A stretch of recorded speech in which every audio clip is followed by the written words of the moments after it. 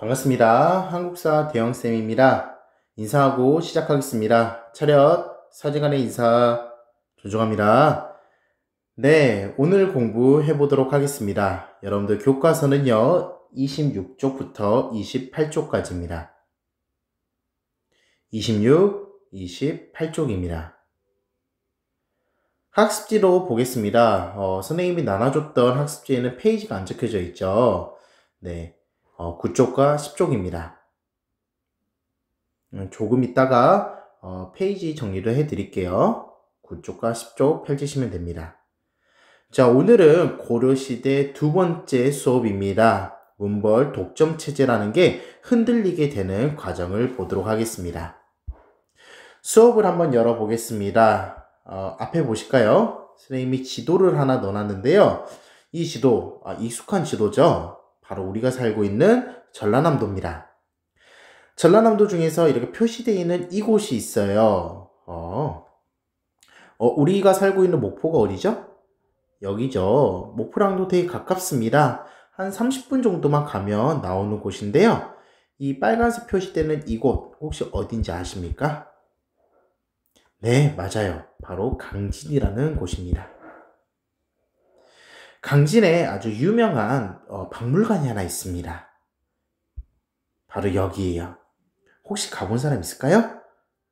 네, 가본 사람도 있을 거예요. 바로 고려청자 박물관이라는 곳입니다. 궁금하죠? 생뚱맞게 전라남도에 웬 고려청자? 뭔가 고려하면 북한에 있는 개경일 것 같은데 생뚱맞다라고 생각할 수도 있어요. 사실은 여기 이 강진이 우리나라에서 정말 그 당시에 유명한 고려 청자를 만들었던 생산지입니다. 물론 전국 곳곳이 고려 청자 생산지였지만 특히 강진에서 만들었던 고려 청자의 품질은 굉장히 퀄리티가 좋았다고 해요. 몇 가지 좀 소개시켜주면 여기 있는 이렇게 생긴 향로, 네, 칠보분이 향로라 하는데요. 이 향로나 아니면 이거는 어떤 용도인지 혹시 아세요? 네, 의자예요. 네, 의자까지도 청자로 만든 거죠. 그쵸? 이런 향로나 청자같이 일상용품 같은 것도 굉장히 고급지게 청자로 만든 게 고려시대였습니다. 자, 그러면 물어보겠습니다. 이렇게 고급진 청자 일상용품들은 누가 사용했을까요? 그렇죠. 아무나 사용 못했겠죠. 바로 지배층들이 사용했겠죠.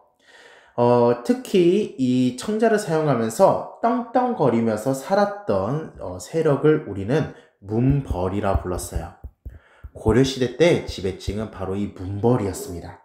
이런 문벌은 예술적 가치가 높은 청자를 일상용품으로 사용함으로써 자신들이 일반 백성들과 다른 삶을 산다라고 구분 지으면서 자기의 권력과 특권을 더 강화했던 사람들이었습니다. 자, 이처럼 고려 청자를 비롯한 특권층이었던 이런 문벌들, 그리고 그 문벌들이 이제는 흔들리게 되는 그 과정까지 한번 오늘 공부해 보도록 하겠습니다.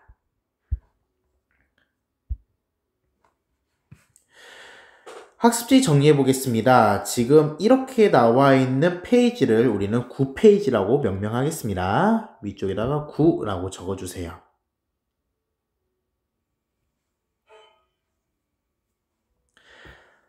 고려는 918년에 건국한 국가였습니다. 우리 배웠습니다. 고려 초, 고려를 세웠던 왕건은 대외 정책을 펼쳤는데요. 한마디로 말하면 무슨 정책이라 했어요? 그렇죠. 북진 정책이라고 했었습니다. 특히 북진 정책, 북으로 진격하는 정책을 하다 보니 북쪽에 있었던 민족과 대립을 하게 되는데요. 그 민족의 이름이 뭐였어요? 맞아요. 바로 거란이었습니다. 거란과 대립하곤 했었죠. 반면에 중국에 있었던 송이라는 나라와는 친선관계를 유지했던 게 고려 초기의 대외 정책이었습니다. 이랬던 고려가 이제는 11세기 1100년경이 되게 되면 대립했던 거란이 대대적으로 침략하는 사건이 일어나게 됩니다. 거란의 침략이 한 3번 정도 있게 돼요. 우리가 들어봤던 서희라는 사람, 그리고 강강찬이라는 사람 들어보셨어요? 이때 이분들이 다 거란의 침략 때 활약했던 사람들입니다.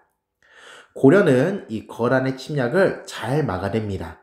그리고 나서 거란과 평화 관계를 유지하게 되는데요. 그를 통해서 고려는 대외적으로 대외 안정을 얻게 되죠.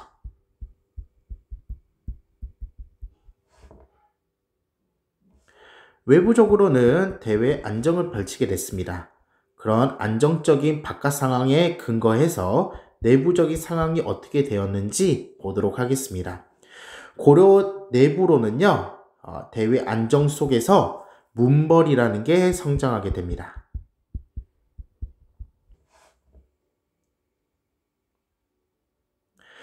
문벌이란 뭘 의미하냐면 여러 대를 거쳐서 고위 관료를 배출한 뭐라고요? 가문입니다.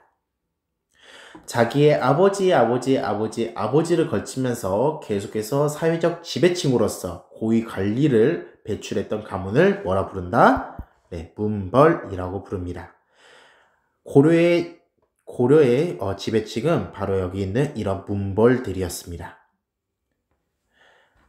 아무리 관료를 많이 배출한다 해서 그들이 최고의 권위자가 되지는 않았겠죠. 이들은 문벌들이 성장하는 방법이 있었습니다. 첫 번째는 고려의 최고 권위자였던 왕가 또는 아주 최고 높은 문벌들과 서로 뭐를 통해서 세력을 성장했을까요? 맞아요. 바로 혼인을 통해서 성장하게 됩니다.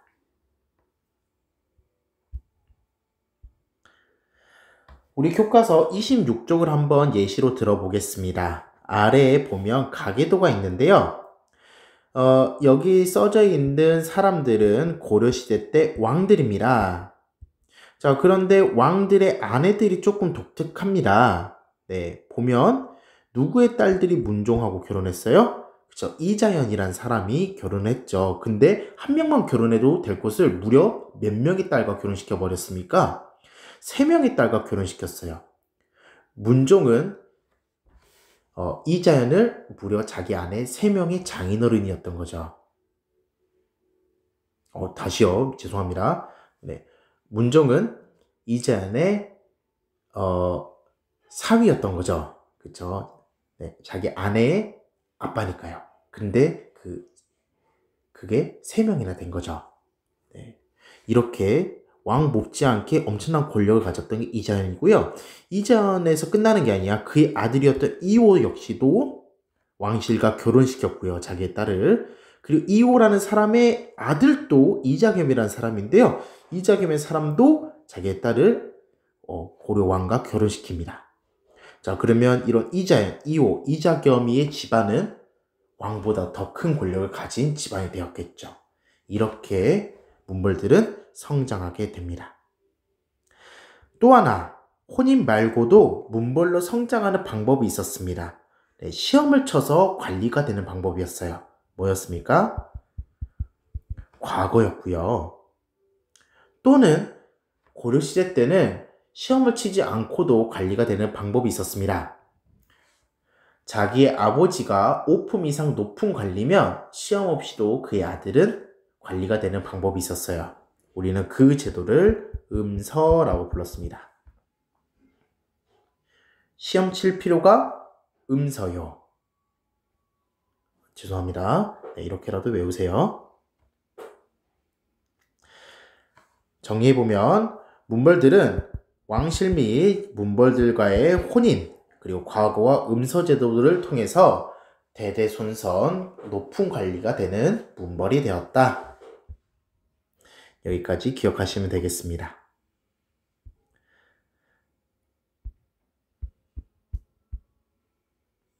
자, 그런데 12세기가 되게 되면요, 상황이 조금은 달라집니다.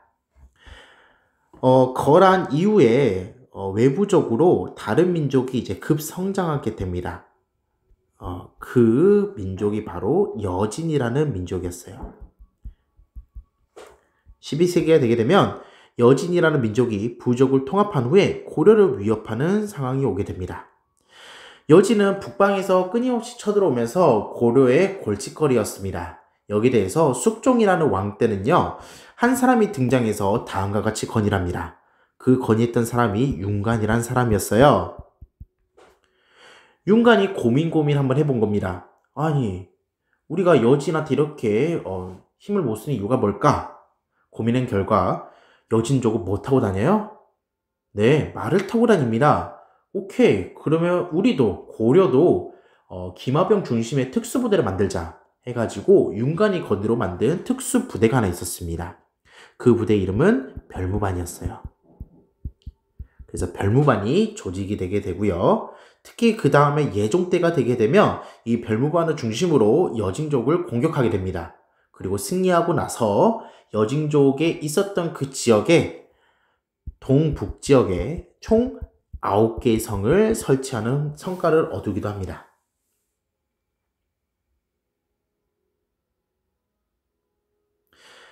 그래서 고려 때는 여진족을 공격하고 동북구성을 쌓기도 했었어요.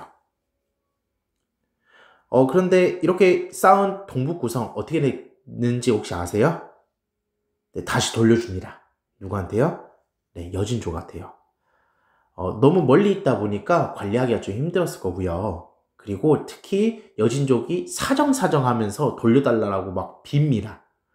기록에 의하면 다시는 쳐들어가지 않겠다라는 맹세를 하고 그 반환을 했다고 해요. 네, 그 정도로 사정해서 동북구성을 다시 돌려주기도 했었어요. 12세기가 되게 되면요, 성장했던 문벌 사회도 동요, 흔들리게 됩니다. 아래도 한번 보겠습니다. 여기는 내부석 사강입니다. 생각 한번 해보죠. 네, 문벌 세력들이 자기끼리 혼인을 하면서 권력을 독점한다고 생각해 봅시다. 당연히 지방에 있었던 신진 세력들은 중앙의 정치에 참여하기가 더 쉬웠을까요? 아니요. 문벌들만 권력을 갖고 있었기 때문에 새로운 신진 세력이 정치 참여가 힘들었을 겁니다. 그리고 문벌 가문들의 권력을 이용해서 여러 가지 불법적인 방법으로 백성들의 토지를 뺏기 시작합니다. 그러면서 각종 사회적 문제가 생기게 되면서 문벌 사회는 점차 흔들리게 돼요.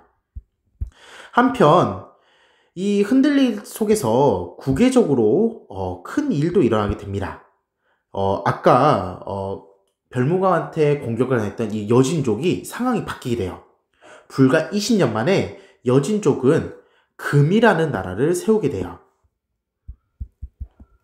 금이라는 나라를 세우게 되고요. 거란족을 멸망시켜버리고 심지어는 송나라까지도 절반을 멸망시켜버립니다. 그만큼 엄청나게 성장하고 나서 고려한테 요구합니다. 니네들 우리한테 조공 바쳐 라고요. 우리가 더 높은 나라니 고려 너네들은 우리를 섬겨라고 요구하게 돼요. 우리는 그 큰 나라를 작은 나라가 섬기는 그 관계를 뭐라 부른다? 사대 관계라고 부릅니다. 그래서 여진은 금을 건국하고 고려의 사대 관계를 요구하게 됩니다. 정리해보면 고려의 국외적 상황은 여진족, 옛날에는 오랑캐라고 느꼈던 그 여진족이 사대 관계를 요구하고 있는 상황이고요. 그리고 내부적으로는 문벌 사회가 흔들리게 되면서 혼란이 있게 되는 상황이었어요. 자, 이런 배경 속에서 문벌 사회가 흔들리게 되는 그 사례를 잘 보여주는 대표적인 사례가 두 가지가 있습니다. 바로 첫 번째는 이자겸의 난입니다. 두 번째는 서경천도 운동이라는 거예요.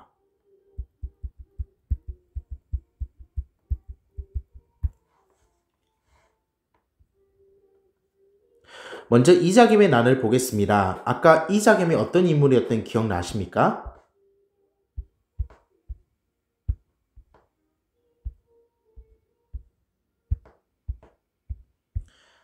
네. 앞쪽이 없네요. 죄송합니다. 네, 여기 보죠. 이건 교과서에 없는데요. 한번 보겠습니다. 아까 봤던 이자겸이라는 사람은 대표적인 문벌 귀족이었어요. 자기의 딸을 예종이라는 왕한테 시집을 보냅니다. 그래서 둘 사이에서 태어난 게 인종이라는 왕이에요. 자, 그러면 인종은 이자겸한테 뭐라 불러야 될까요? 퀴즈입니다. 그렇죠. 외할아버지 이렇게 부르겠죠. 자, 그런데 이 손자였던 인종한테 또 다른 딸을 시집 보내요. 자, 그러면 요 관계에서는 이자겸은 뭐라 불러야 될까요? 장인어른 이렇게 불러야 됩니다. 그쵸? 네, 그래서 인종은요, 외할아버지이자 장인어른이 이자겸이에요. 자, 그러면 인종이 뭔가를 하려 할 때 누구의 눈치를 볼 수밖에 없을까요? 그렇죠. 이자겸의 눈치를 볼 수밖에 없습니다. 그래서 이자겸은요, 이런 자기의 딸들을 이용해서 굉장히 왕권을 위협했던 인물이었어요. 인종도 이게 잘못됨을 알게 돼서 이자겸이라는 사람을 제거하고자 시도합니다. 하지만 이자겸 옆에는 당시 최고의 칼잡이였던 척준경이라는 사람이 있었습니다. 그래서 이 척준경과 함께 오히려 이자겸이 난을 일으켜버립니다. 그래서 이자겸의 난이 발생해요. 이렇게 권력을 잡았던 이자겸은요, 당시 금나라의 4대 관계를 결국에는 수용하는 모습도 보입니다. 금 4대를 결정해요. 과거에 오랑캐라고 여겼던 이 여진 금나라를 이제는 높은 형님의 나라로 이제는 섬기는 걸 결정하게 됩니다.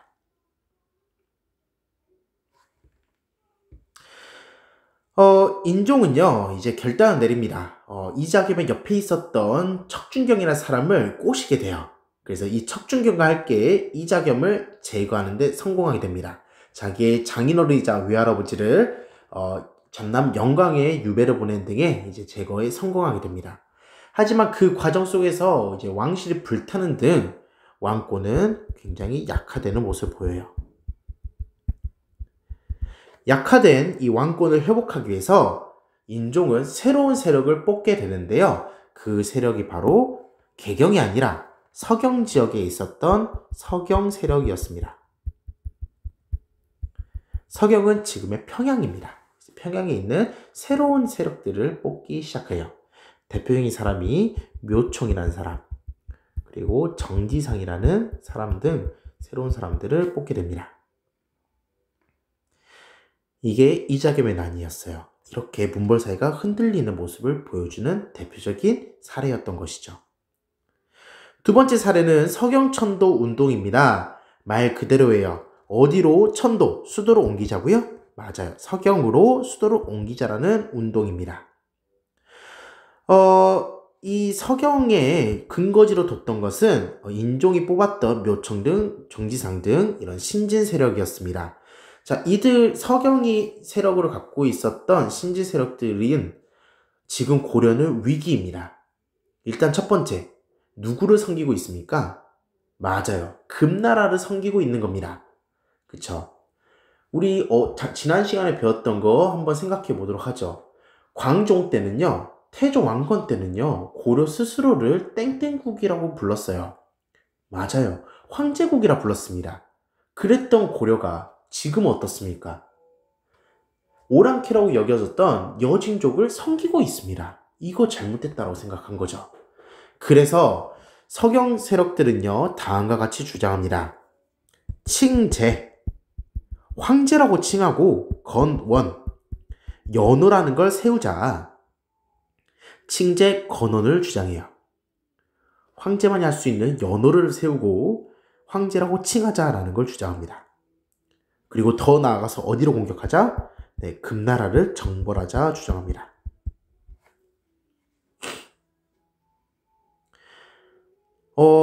이 금나라가 정벌하기 위해서는 꼭 필요한 게 있대요. 어디로 수도를 옮겨야 된대요? 맞아요. 바로 서경으로 천도할 것을 주장하게 돼요. 지금 개경 땅의 기운은 다 끝났으니 새로운 서경이라는 새로운 곳으로 수도를 옮겨야 된다. 그러면 알아서 금나라가 머리를 조아리고 고려 밑으로 들어올 것이다. 이렇게 주장을 해요. 자, 서경천도를 주장합니다. 그러면 당연히 누가 가장 반대할까요? 맞아요. 개경에 살고 있었던 개경 세력들의 극심한 반대가 있게 됩니다. 결국에는 개경의 문벌귀족들의 반대로 서경천도는 무산당하게 됩니다. 그러자 묘청이라는 사람이 자기의 근거지였던 어디에서 서경에서 반란을 일으키게 됩니다. 그리고 이러한 반란은 김부식 등 비롯한 개경 세력에 의해서 진압당하게 돼요. 묘청의 서경천도 운동이 결국에는 개경 문벌들에게 진압당하게 되면서 오히려 이 뒤의 결과는 개경 문벌의 권력이 집중되는 모습을 보이게 됩니다.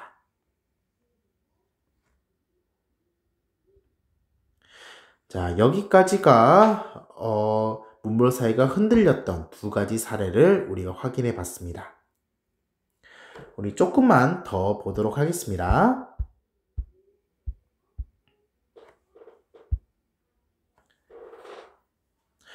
교과서 한번 좀 확인 좀 해볼게요, 여러분.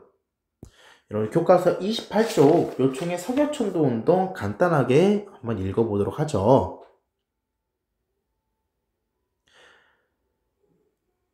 자, 인종은 척준경과 함께 이자겸을 제거하였다. 하지만 이자겸의 난을 걸치면서 왕권이 더욱 어떻게 됐다고요? 그렇죠. 약화가 되었대요.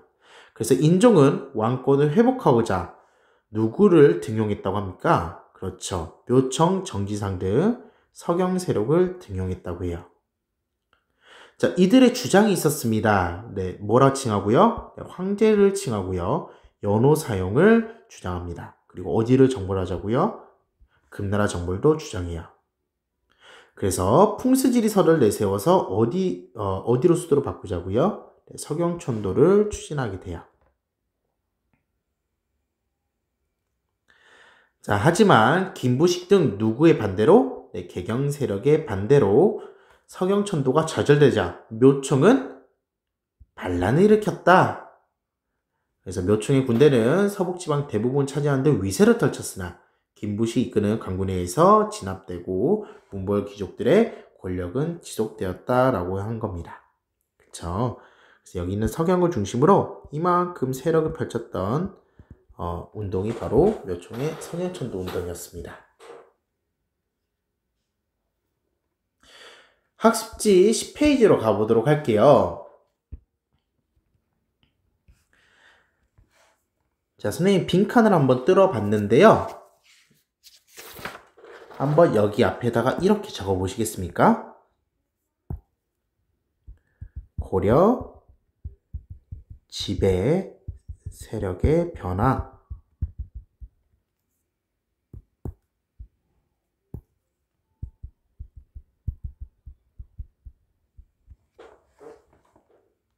고려 지배 세력이 변화하는 그 과정을 보도록 하죠.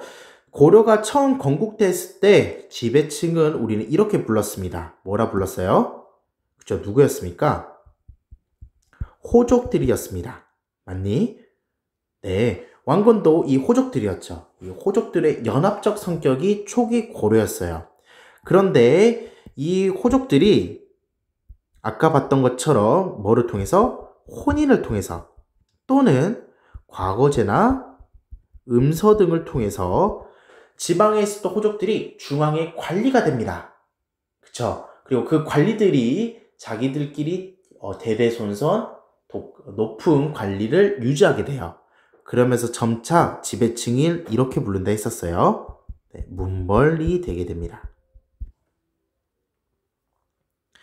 자, 그런데 나중에 되면 12세기가 넘어가면서 문벌이 흔들리게 되는 모습 보이죠? 문벌에 동요가 있게 됩니다. 대표적인 사례 두 가지를 봤습니다. 이자겸의 난이라든지 묘청의 서경천도 운동이었어요.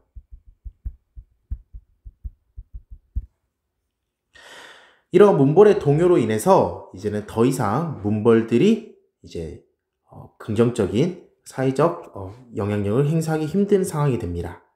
자, 그런 과정 속에서 정확하게 1170년부터 1270년까지 정확하게 100년간 고려를 지배했던 또 다른 세력이 등장하게 됩니다. 자, 우리는 그 세력을 무신이라 불러요. 무신, 누구였을까요? 군인들이었습니다. 군인들이 권력을 독점합니다. 그래서 이 100년간을 군인들, 무신들이 집권했다 해서 무신 정권이라고 불러요. 자, 그러면 이 무신 정권에 대해서 100년 동안 선생님 쭉 밑에 이렇게 확대해 놨거든요. 한번 보도록 하겠습니다. 자, 갑자기 무신들이 정권을 잡게 되는 그 시작점을 한번 가보도록 하죠. 네, 원래는 고려 사회는 무신이 아니라 문신들, 문신들 중심의 문벌 지배 체제가 중심이었던 게 바로 고려 사회였습니다. 오히려 무신과 하급 군인들은 뭘 받고 있었어요? 차별을 받곤 했었습니다. 여러분들 교과서 28쪽을 한번 보도록 할게요. 자, 28쪽 왼쪽에 사료가 있습니다. 한번 읽어보겠습니다. 왕이 수시로 거동하면서 아름다운 곳에 이를 적마다 행차를 멈추고 가까이 총애하는 누구들과 문신들과 술을 마셨대요. 그리고 글도 읊으면서 노란하고 있대요. 그런데 호위하던 누구는 불평하고 있습니까? 네, 장수들. 무신들은 지금 피곤하고 불평을 하고 있습니다. 문신들만 맨날 먹고 마시고 배부르게 있고 무신들은 모두 금지에 있으니까 어찌 참을 수 있겠냐 하면서 지금 불만을 토로하고 있어요. 네, 이처럼 무신들에 대한 차별이 굉장히 심했던 게 바로 고려사회였어요. 그러다가 한 사건이 일어나게 됩니다. 바로 보현원에 있는 수박희 사건이라는 게 있는데요. 수박희는 일종의 지금을 치면 UFC입니다. 네, 수박, 네. 손으로 치고받고 싸우는 무술인데요. 아주 대장군이었던 이제 60대가 가까이 되는 대장군과 젊은 하급 군인이 수박희 겨루기를 한 적이 있습니다. 그때 당연히 누가 이겼겠습니까? 네, 60대 대장군이 졌겠죠. 네, 그래서 그걸 보고 있었던 굉장히 젊었던 한내라는 문신이 있었습니다. 그걸 껄껄껄 웃으면서 60대 대장군한테 갑니다. 그래서 뺨을 칩니다. 치면서 네가 이렇게 지고 나서도 네가 이렇게 지는 걸 보니 어떻게 왕을 모실 수 있겠느냐 하면서 남들이 보는 앞에서 아주 젊은 하급 문신이 대장군을 조롱하기 시작을 해요. 자, 그걸 보고 있었던 군인들 무슨 생각이었겠습니까? 그쵸, 굉장히 화가 나고 안 되겠다 싶었겠죠. 그래서 그날 밤에 바로 무신 정변을 일으키게 됩니다. 그래서 그 이후로부터 약 100년 동안 무신들이 집권했던 무신 집권기가 있게 돼요. 초기의 무신 집권은요, 한마디로 말하면 굉장히 혼란스러웠습니다. 국가 최고 통치자가 계속해서 바뀌는 등 굉장히 혼란스러웠던 상황이 초기의 모습이었어요. 이 초기에 혼란스러웠던 상황에서는요, 중방이라고 하는 곳에서 모든 정치가 운영됐었습니다. 중방은 원래부터 있었던 회의기구였어요. 원래 무신들이 모여서 회의를 했던 곳인데 여전히 그곳에서 국가의 모든 것들을 회의하곤 했었습니다. 혼란스러웠던 무신 집권기를 평정했던 것은 바로 최충원이라는 사람이었어요. 그래서 최충원의 집권으로 정권이 안정되기 시작합니다. 최충원은요, 최고 권력 기구였던 교정도감이란 걸 설치합니다. 그리고 그의 아들 최우시기 때는 정방이라는 기구를 설치해요. 정방은 바로 관리들의 인사권을 장악했던 기구였습니다. 그래서 기록에 의하면요, 최우 집에 정방을 설치했는데 다들 한 자리씩 하기 위해서 손에 뇌물을 들고 줄을 쫙 이어졌다고 합니다. 그만큼 인사권을 장악했던 게 정방이었어요. 최우는 이 정방을 통해서 실질적으로 국가를 운영하는 문신들을 등용하는 등 문신들을 통제하기도 했었습니다. 그리고 자신들의 사병을 양성해서 권력 기반을 삼기도 했었어요. 100년 동안의 무신들이 집권하게 됩니다. 고려 사회에 어떠한 영향을 끼쳤을까요? 무신들은 이제 자신의 권력을 기반으로 토지를 확대해 가고 있습니다. 백성들의 토지를 빼앗게 되자 국가 입장에서는 세금을 내는 토지가 줄어들어서 국가 재정은 고갈되기 시작합니다. 이제 남아있는 백성들끼리 세금을 더 내야 되니까 조세 부담은 더욱더 증가되고 있어요. 자, 백성들이 더 이상 살기가 너무 힘들어지자 수많은 곳에서 농민 봉기가 일어나게 됩니다. 대표적인 농민 봉기가 바로 망이, 망소이의 난이었어요. 망이, 망소이의 난 같은 게 있었습니다. 자, 한편 무신들이 집권을 하게 됩니다. 앞을 잠깐 보겠습니다. 여기 중방이 다스렸던 초기 무신 집권기를 보게 되면 이유민이라는 사람이 있어요. 네, 유유민 아닙니다. 이유민이라는 사람이 있는데 이 사람의 신분이 천민입니다. 천민이 고려 최고의 권력기관까지 올라가게 된 겁니다. 자, 이걸 보고 있었던 수많은 천민들이 무슨 생각을 하겠습니까? 나도 언젠간 힘만 있다면 최고 권력기구 기관이 될 수 있겠다라는 생각을 했겠죠. 즉, 바로 무신족고기에는요, 신분제가 흔들리기 시작을 해요. 신분제의 동요가 있게 됩니다. 대표적인 사람이 한 명 있습니다. 우리 교과서 29쪽 사료 하나만 보고 마무리하겠습니다. 여기 개경에서 있었던 만적의 난이라는 게 있어요. 신종 원년에 산업이 누가요? 네, 만적 등이 6명의 북산에 뗄나무를 베다가 산업이들을 불러 모아서 회의하면서 이렇게 말했답니다. 장군이나 재상이 어찌 처음부터 씨가 있겠는가? 누구나 장군도 재상도 차지할 수 있다. 이런 얘기를 했다고 해요. 그래서 구체적인 계획도 세웠네요. 먼저 최충원을 먼저 죽이자. 그리고 자기의 주인들을 죽이고 천적을 불태워 나라의 천인을 없애버리자. 그러면 우리도 장군이나 재상이 할 수 있을 것이다. 라고 얘기했다고 합니다. 네, 고려사회의 천민들이 반란을 일으키고자 모의하는 장면이었어요. 네, 이 만적의 난 성공했을까요? 아니요, 실패했어요. 여기에 참여했던 한 노비가 자기의 주인한테 잃어버립니다. 그래서 결국에는 만적이 들켜서 포대기에 싸서 개경 강가에다 버려지게 돼요. 네, 이런 만적의 난도 있었고, 아까 수많은 농민봉기들, 최강수, 관주, 관노비, 이언년, 이비패자, 망이, 망소의 난 같은 수많은 농민봉기들이 있었던 것도 확인하고 있습니다. 자, 마지막으로 정리하겠습니다. 신문제에 동일할 수 있는 만적의 난이었어요. 네, 여기까지입니다. 오늘 내용이 좀 많았습니다. 죄송합니다. 30분 내에 못 끝냈습니다. 자, 그러면 학교에서 보도록 하겠습니다. 안녕!